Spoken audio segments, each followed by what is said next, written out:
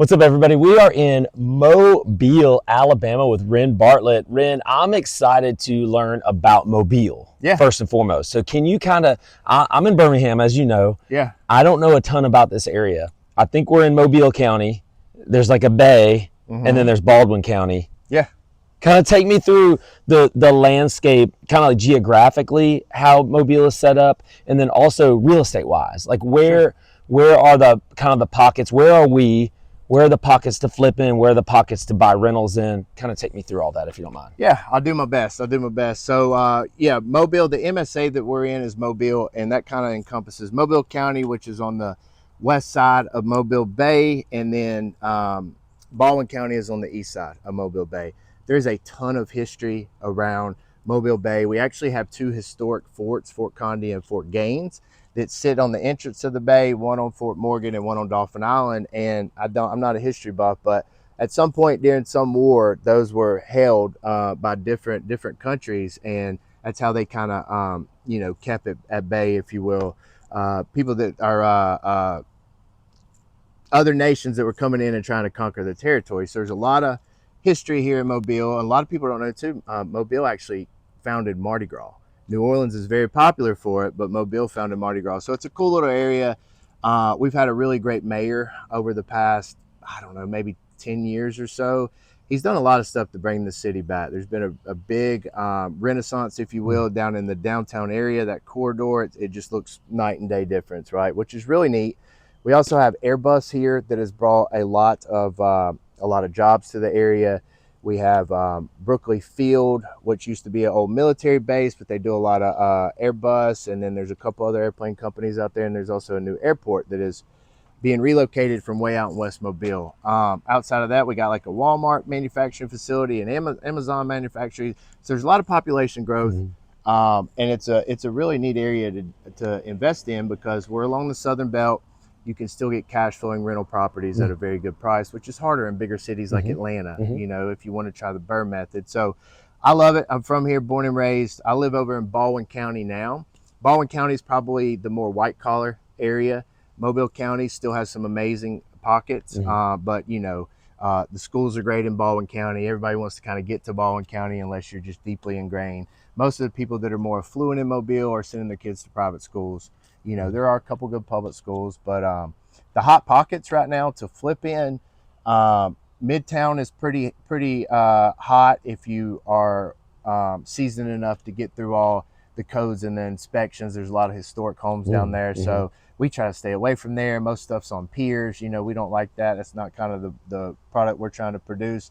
Saran is super hot. They just annexed their school system a couple years back. They won in state championships in football. That city is just growing. House prices up there have seen a lot of good appreciation, and it's where people want to be on the Mobile side. And then you have Sims, which is kind of an outlier. That's a great area. For us, we just kind of pick and choose, right? West Mobile is a really good area to flip in. We stay out of downtown for the most part, out of Midtown. Try to flip in the suburbs, if you will. And then little pockets like this house that we're at today. It's a great blue collar area. I think we'll probably list this house when we're done with it. I don't remember the numbers. $250, something like that. Wow. So very affordable. It's a quiet, established neighborhood. So, there's a lot of good pockets, and then there's a lot of great pockets for rental as well, that aren't just straight up hood houses, Take me through the rental part of it, because, Birmingham cash flow market, I've kind of grew up in real estate in a cash flowing type of area. If you were to cash flow over here, maybe do a BRRRR like you mentioned, what would that look like? Where would we be? What would the numbers look like? So, for us, it's really hard to acquire a rental property and get it to cash flow with today's rates and today's insurance. Insurance is really what's been killing us, I think, as much as the rates. We got to be like 150 appraised value and under for it to work, the way that our debt structured on that. And so there's a lot of great pockets for that. This area right here, not this specific neighborhood, but there's some other neighborhoods very close that are amazing for rentals. DIP is an area that I love a lot. And, it's just, you got to find the housing prices, for us at least, where we can find an appraised value of about 150 or less. You know, they're still good quality assets. Which would rent for what? About? It depends, but a 3-bedroom, 2-bath is anywhere like section 8 here is based on zip code. So, you know, probably the average is about $1,250. Private pay could be $1,400, $1,450, depending on where you're at specifically. Like a 3-bedroom, 2-bath in this neighborhood here, you could probably rent for about $1,400.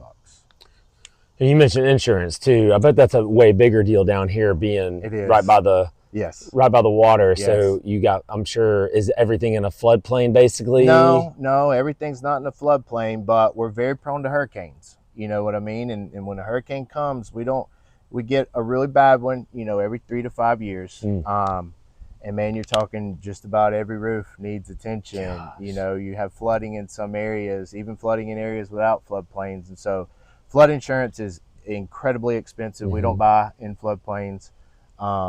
But yeah, it's a killer, man. Like we used to kind of on our underwrite for about $150 a month for insurance. Now we're having to write for almost $250. 150 is high. 150 is high on a rental property. Yeah. And now you're talking about 250. Now you're talking about 250. Yeah, that kills cash flow for sure. Cash and flow. with rates as well. Makes it very tough, Brian. So. Yeah. So, Rhen, tell us about you a little bit, because, you know, I met you many years ago. I've known of you. I've kind of paid attention to what you're doing, but we've only actually met one other previous time. Yep. Tell me about you. Like, tell me about your kind of your experience getting into real estate and kind of specifically what you're up to today. Yeah, absolutely. So I started in my professional career in advertising. I built 2 advertising agencies up to a pretty nice place, but I always wanted ownership. Wanted to own my own business, and eventually I got courted over with a shot at that. We built that company up really big.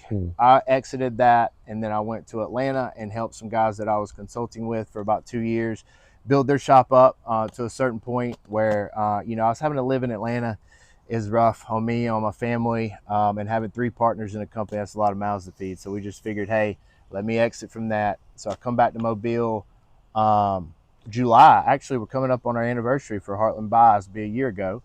And just set out to create all before I wanted to create these giant corporations with just hundreds of employees. And I think as I matured through business, I realized that was primarily driven by ego and not by net profit. And so as I've gained some wisdom, set out this time to build a company based on net profit. And so we got a small, lean, and mean team, but we're probably the biggest buyer in Mobile.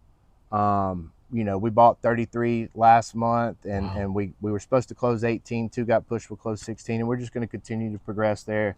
We operate in Mobile, Baldwin, and then over into Florida in Escambia County and Santa Rosa County. And so 2 different states, but I mean, it's 4 counties just across. There's just a state line in the middle.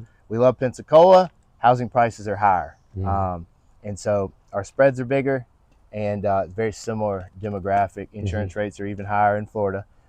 So we have to contend with that. But yeah, I mean, I think our goal for this year, we've already crossed like 1.5 in revenue, which is pretty solid for 12 months in business. And that just now the things are in place, and it's going to be pretty nice. And so of the houses you're buying, this is primarily to fix and flip. No, we wholesale. So the way that our system works is we buy everything as a wholesale deal.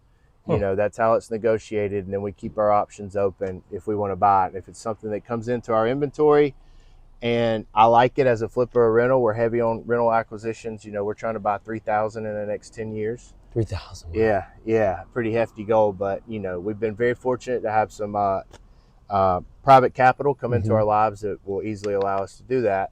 So we look at it as like, hey, is this a possible flip? Is it a possible rental? If so, what were the deal with the seller? Do we need to buy this straight out cash, or do we have the ability to market it? You know, and potentially we can get them more money that way. And that's what we always say in our company. It's like the people need to get more money. How do we get the people more money? And that's how we set ourselves apart. Gotcha. In fact, the lady that pulled up here earlier, that's why she loves me so much. You know what I mean? See, she was very, very cooperative.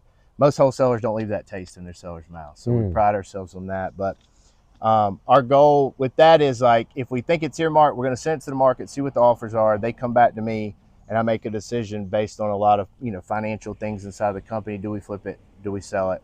Do we keep When you say go to market, you're talking about you take it down, you go and buy it, No, we have it under contract. You have it under contract, but Yeah. you're still going to put it on the market as under contract. What do they call that?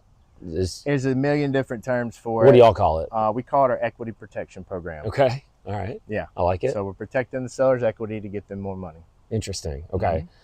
So who are you wholesaling these properties to? You're trying to find, I mean, are these people who are going to own it and try to fix it up themselves and live in it? Or these are house flippers? Who are you primarily wholesaling to? Yeah, it is really a pretty solid mix, you know, with our ability to work the deal the way that we do. I mean, we can sell a house that's in mint condition. We can sell a house that needs to be torn down. And so it just really depends on the asset and how the numbers shake out. Does it make more sense for a flipper? Will it qualify for a loan? Does it make more sense for a landlord? So it's probably 33%, 30-ish, you know, something like that. Wow. Our goal is to buy them all, right? We make more money when we buy them all, either keeping them as a rental. But if we get an offer, if I think I'm going to make $50K on a flip, but I get an offer, somebody's willing to pay me where we might make, you know, half of that, you have to kind of say, okay, how do we mitigate risk? You can make half of that today or potentially 50K, probably 50K, but it's going to be, what, 3 to 6 months out? Yep. We're able to get the sellers a lot more money. One thing that we're very prideful on is our transparency. You know, wholesaling is a shady freaking industry, dude. It's a shady industry. Every seller knows exactly what's going on, like very transparent. It's even in our purchase agreement. We are identifying a third-party buyer to sell this to. They have to initial it 3 times. Well, the new laws that are in place in the state of Alabama, I'm not sure about Florida, but they kind of force you to do that.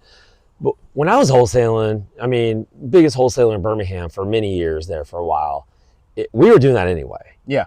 When you're honest and upfront with the seller, it's almost like they become almost like your partner in the deal. That's how we position it. Yeah. That's how we position it every time. It's the right thing to do. You know, it's taught by all the gurus out there. Tell them you're the buyer. Tell them your buyers are contractors. I think it used to be. I hope it's not anymore. I'm sure there is some of that going on. There's a lot of that going on. We get it all the time. And it's just, you have to lie. And that one little lie, now you're making your buyers lie. Now you're making your team lie. And it's like, hey, if you don't stand for something, you'll fall for anything. Yeah. And so we're really, really big on that. It's not good business to have that you're sitting here basing it on. It's not good business. Deception. And that's why wholesaling has such a bad reputation. Yeah. You know?